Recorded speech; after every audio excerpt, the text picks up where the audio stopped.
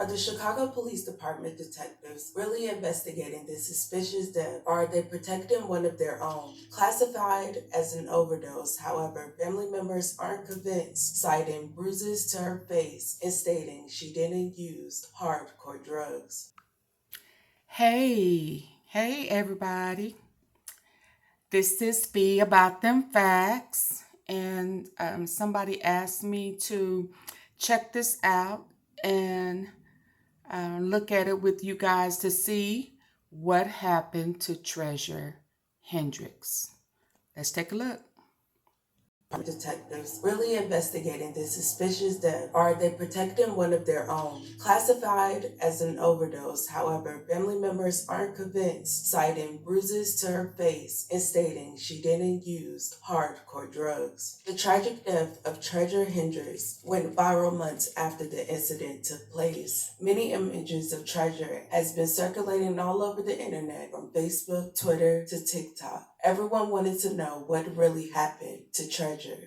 Treasure Hendrix was 35 years old and lived in Broadwell, Illinois. According to her Facebook, she graduated high school from John Marshall High School in Chicago and later studied at Malcolm X College. Not long after, she stated she was working for a home health care agency. According to the Treasure Hendrix Family Advocate, she was starting her own nonprofit to give back to her community. Always smiling, her friends and family described her as a loving, kind, and compassionate person. Quoting from her bio, "I am very open-minded about people, and I see life as the exploration of possibilities." Treasure enjoyed life and enjoyed being optimistic and adventurous along with it. It was about 4 or 5 years ago when Treasure became friends with a Chicago officer, according to her mother, Cynthia. The book Club Chicago stated her mother said she met him one night when he invited her for dinner with her daughter. The officer joined the CPD in 1999 and was assigned to the Northwest District, court records show. The two remained friends for quite a while, on and off throughout the years. So how did this friendship go left is the question everyone wants to know.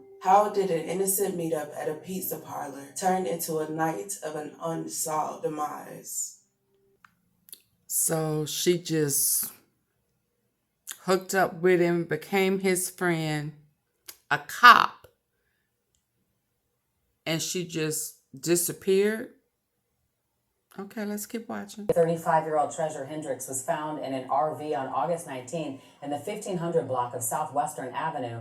The Cook County Medical Examiner's Office says an autopsy found a high mixture of drugs in her system and called the death an accidental overdose, but those who knew her believe there is more to her death. The RV that Hendrix was found in is believed to be owned by a former Chicago police officer who resigned the same month she was found. The officer told detectives he met Treasure at 2 p.m. August 18th at Parla Pizza for food and a few drinks, according to reports. He said she left at 4 p.m. to meet a friend, but video from a restaurant shows Treasure and the officer arriving at 4:03 p.m. and leaving 41 minutes later, according to reports. At 9 p.m., she called the officer and asked if she could come over to his RV, allegedly. The officer said that he sometimes rent out his West Town condo on Airbnb. When his home was occupied, the officer would sleep in an RV. The officer said he paid the owner of a parking lot $100 a month to let him store the vehicle. Treasure arrived at the RV around 9:45 p.m., and the officer said she was quote-unquote visibly drunk and high upon arrival, allegedly. He told her to lie down and to get some sleep on the RV's rear bed while he went to sleep on the bed above the driver's seat, allegedly. The officer said he woke up around 8:30 a.m. on August 19th the next day and found Treasure unresponsive. He told the investigators he performed chest compressions on Treasure until the paramedics arrived, but she was pronounced deceased at the scene. According to reports, police found several bottles of alcohol in the RV, but there were no signs of narcotics. Okay, so she came. He said that she was high He told her to lay down. She woke up unresponsive. Well, he woke up and she was unresponsive. He beat her in the chest trying to bring her back. He couldn't get her, to breathe. But then they said that they noticed several empty bottles of alcohol. So my question is, when did she have a chance to drink it? Hello? Didn't you tell her to lay down soon as she got there because she was high? So when did she drink all that alcohol? Sir. Officer, sir.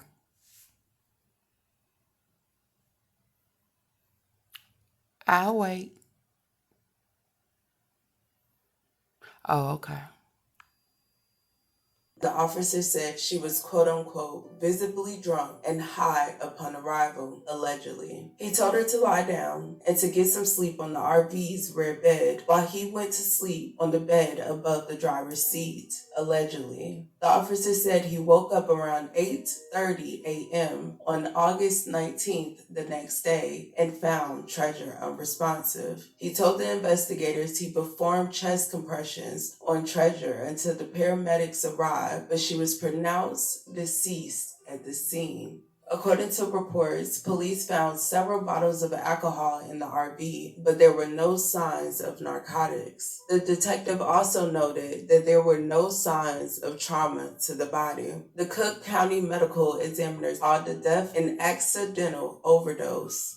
During this time, CPD states they were investigating their own cop. The officer described his relationship with Treasure to them. He stated that the two knew each other for a few years and that they previously had a relationship. On occasion, the officer deposited money into the victim's bank account to help the victim out, a detective wrote. Not too long into the investigation, the officer quit his bank account to help the victim out, a detective wrote. Not too long into the investigation, the officer quit the CPD. The officer resigned from the CPD on August 26, just 7 days after Treasure was found in his RV. Treasure's family are not too happy with the direction this case is going in. According to Treasure's missing flyers, her family was never notified about her death. Instead, the media briefly spoke on the incident as an unknown female found. We had to become detectives ourselves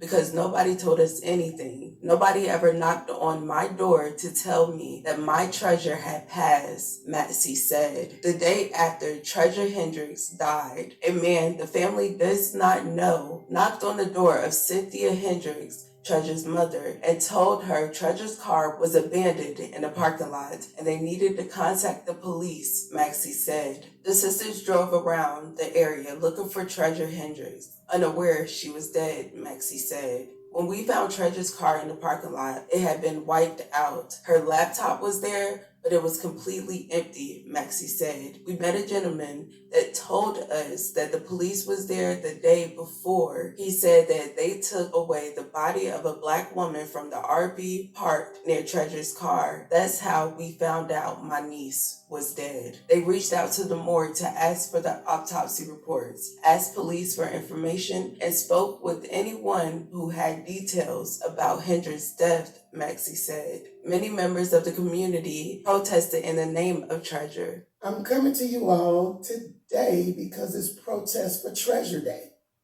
And it starts at 2 o'clock this afternoon at 15th and Western, and we'll be marching over to Roosevelt and Damon to the FBI building. I really need you guys to come out and support me, my family, and most of all, come out and support Treasure. We need to find out what happened, and we're going #Justice for Treasure.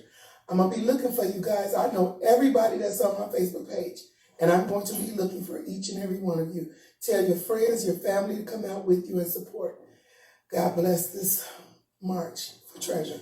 Her family spoke out during the protest to express their doubts about the notes in the report. What happened to Chicago woman Treasure Hendrix? That is the question that a group of protesters are demanding the FBI answer.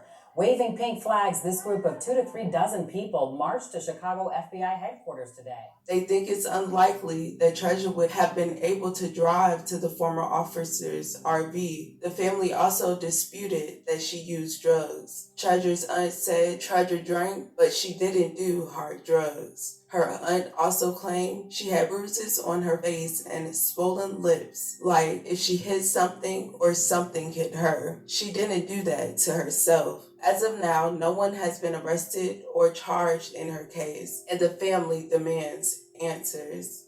If you have any information leading to the arrest and conviction of the assailant, please contact Area 4 District 11 Police Department. Wow. So she was found in the cops, he was a cop at that time, RV. They started investigating him, find out that they had been friends for years and a relationship, and he was putting money in her account. And then he quit. But he didn't get arrested. Okay. Did they check did they DNA? Did they swab him? You know, come on now. Did they handle him like he was a civilian? Oh, okay. So y'all tell me what y'all think.